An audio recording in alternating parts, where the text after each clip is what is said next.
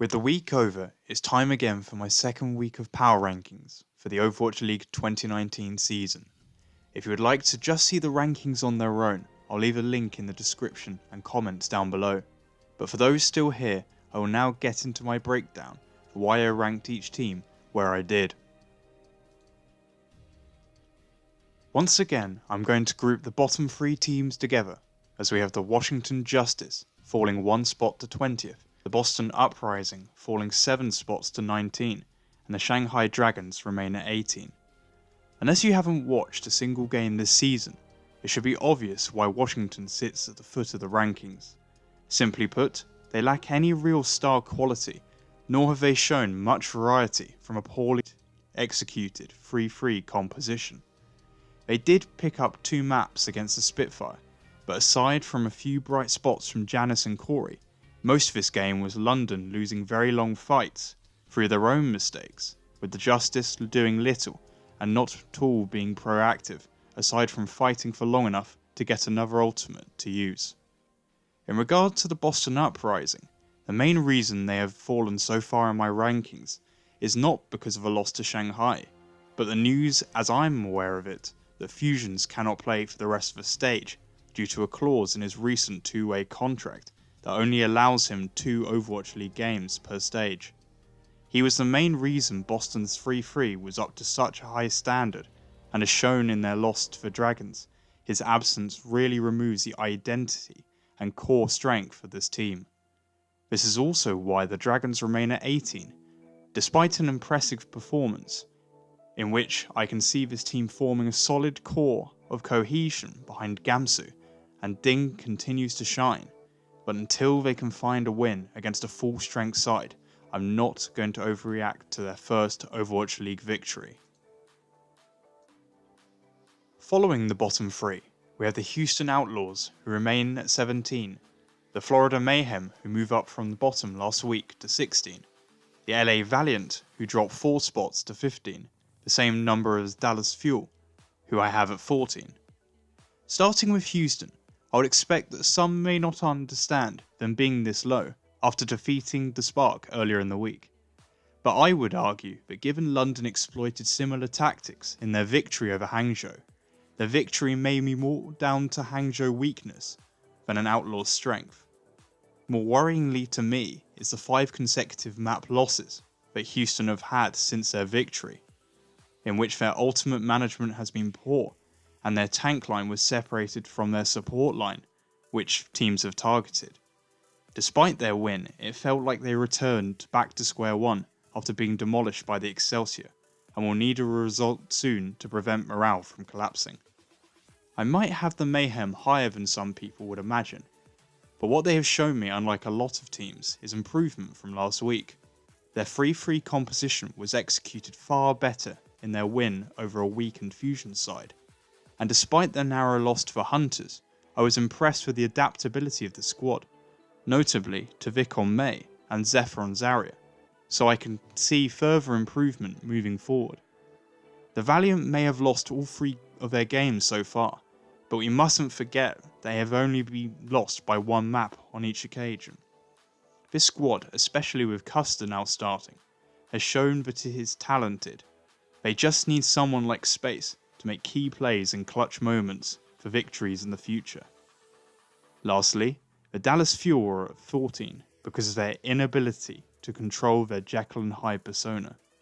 The team is notably better when AKM plays over effect, and their 4-0 loss against the Charge was reminiscent of their Week 1 defeat to the Shock. Unlike Week 1, despite beating a weakened Fusion side, it wasn't still the cleanest performance from Dallas, who will need to perform closer to their high ceiling potential rather than their very low floor moving forward. To round out the bottom 10, we have the Hangzhou Spark falling 10 spots to 13, the London Spitfire climbing 4 places to 12, and the LA Gladiators falling 2 positions to 11. All 3 of these teams have great potential and have shown that they can be playoff contenders moving forward. I admittedly overrated the Spark after last week, although I feel that their position then is also what could be the product of their potential in the future. In both map 4s on Dorado, they showed how well they could play behind their strong tank line, but both Houston and London exploited the same weakness, where they would target Goushway or No Smite when they went aggressive, before singling out Bebe, who has been underperforming on Zenyatta. Unless this can be addressed soon, the Spark will only be able to be a mid-table side. London, meanwhile, showed major improvement on their 3-3 composition, that is a lot stronger with Guard on Brigitte and Prophet on Zarya. It could still be improved further, as their 10th series to Washington showed, but if they can continue and improve at this level of play moving forward, they will in turn rise up my rankings. Lastly are the LA Gladiators, who I feel are only this low thanks to the high level of quality and parity of the league this season. They ran Paris close in their series, but honestly never looked like winning it, and upon further viewings I feel that Paris should have at least won 3, maybe even all of the maps.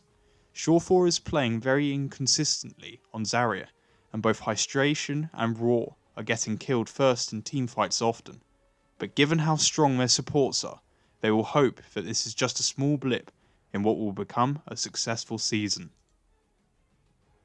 As we enter the top 10, we have the Chengdu Hunters rising 4 spots to 10, the Guangzhou Charge overtaking them to 9 after rising 6 places, and the Toronto Defiant also rising 5 positions to 8. Chengdu is one of the most entertaining teams in the league to watch at the moment, mainly because of their refusal to run traditional GOATS comps, instead preferring to run a Meng on Hammond.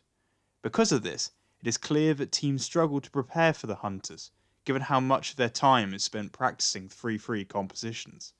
This will give them the edge for at least this stage, but I can see them winning close, like they have, and losing convincingly when sides simply have a higher level of individual skill across their sides. I honestly thought of putting the Guangzhou Charge even higher than this, but I will hold off for now until they can prove they can perform at the same high level moving forward. The Charge behind Hopper and Eileen are, in my opinion, one of, if not the strongest Sombra team in the league, and this has shown so far to severely cripple a lot of 3-3 teams' compositions. If this squad keeps playing to its strengths, as they showed against Vancouver, they can be right there for a playoff push.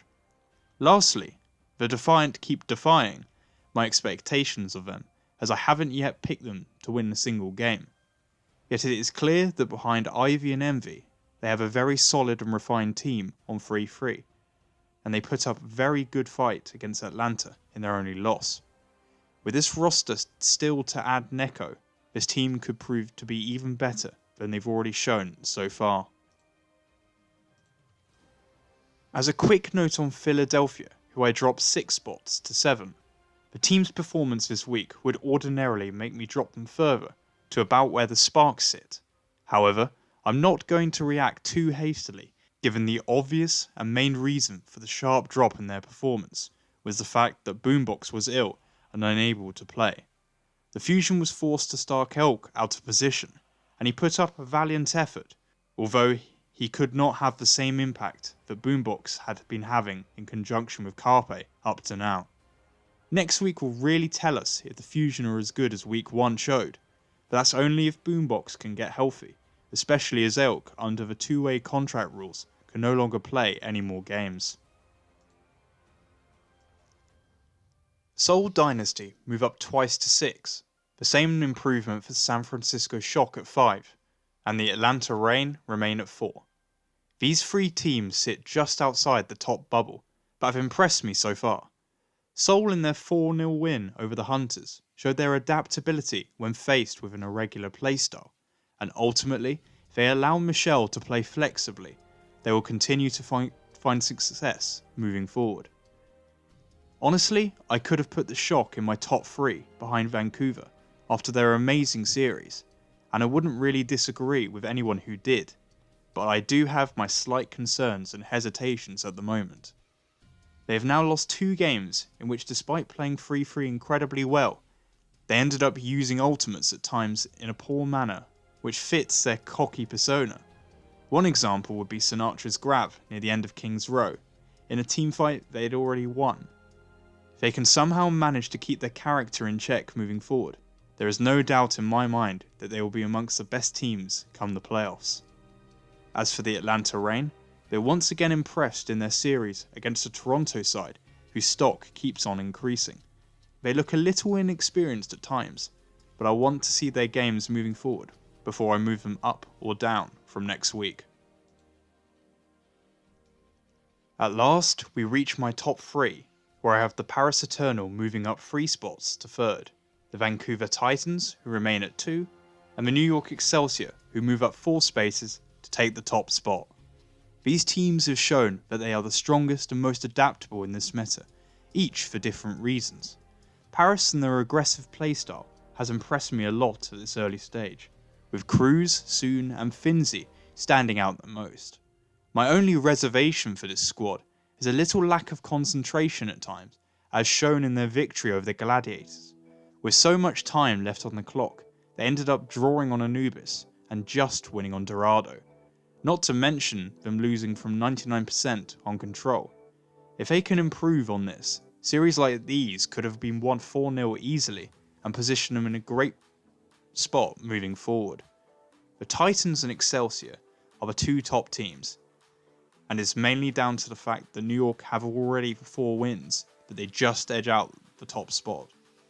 Mano and Bumper are neck and neck for the best main tank in the league, and you could argue that the players mirror each other in many ways across the 2 teams.